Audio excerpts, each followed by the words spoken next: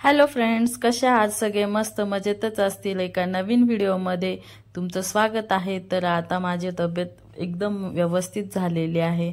तर मी आज दुपारच्या जेवणामध्ये बनवणार आहे पातोड्याची भाजी आणि तांदळाची भाकर भात। हे बघा, इथे मसाला काढून घेतलाय। अद्रक, लसूण, खोबरं आणि कांदा, कोथिंबीर छान भाजून घेतलाय, मिक्सरमधनं फिरून घेतला। इथे तेल टाकलंय कढईमध्ये आणि कढईमध्ये व्यवस्थित परतून घेणार आहे तो मसाला। तर पितृपक्षामध्ये ही पातोडी एकदम स्पेशल असते पित्रासाठी। पण आज मला रस्साचं काहीतरी खावंसं वाटलं होतं, तर म्हटलं चला पातोडीची भाजी बनवूया आपण।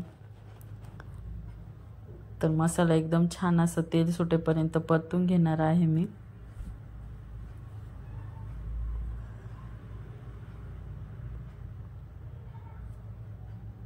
बघा, हळूहळू मस्त असं तेल सुटतंय।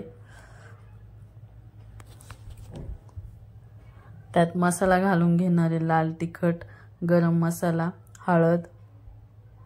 मला धन्याची पावडर एवढी जास्त आवडत नाही, त्यामुळे धन्याची पावडर नाही घालत मी।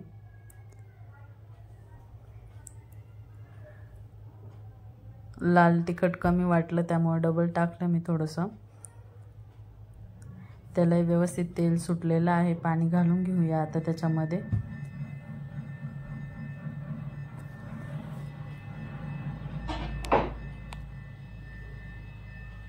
आणि छान अशी उकळी येऊन मग त्याच्यामध्ये पातोडी घालून घेणार आहे। कोथिंबीर टाकून घेतली।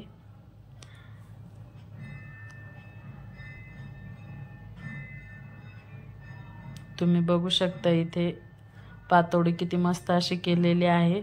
पातोडीच्या कढईला थोडंसं लागलेलं होतं बेसन, त्यामुळे त्याच्यात पाणी घालून भिजवून ठेवलं होतं वाया न जावं म्हणून। आणि ते पाणी त्याच्यात टाकलं आहे बघा। पातोडी पण टाकून घेतली आणि छान भाजी उकळू देणार आहे त्याच्यात व्यवस्थित। इकडे तांदळाची भाकर करून घेतलेली आहे।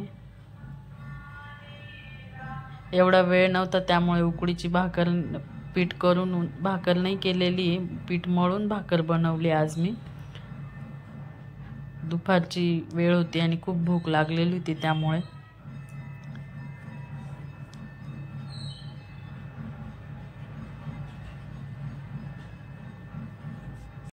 तशाच प्रकारे दुसरी पण भाकर करून घेतलेली होती आणि जेवायला घेतलेलं होतं। भाजी मस्त छान उकळली होती।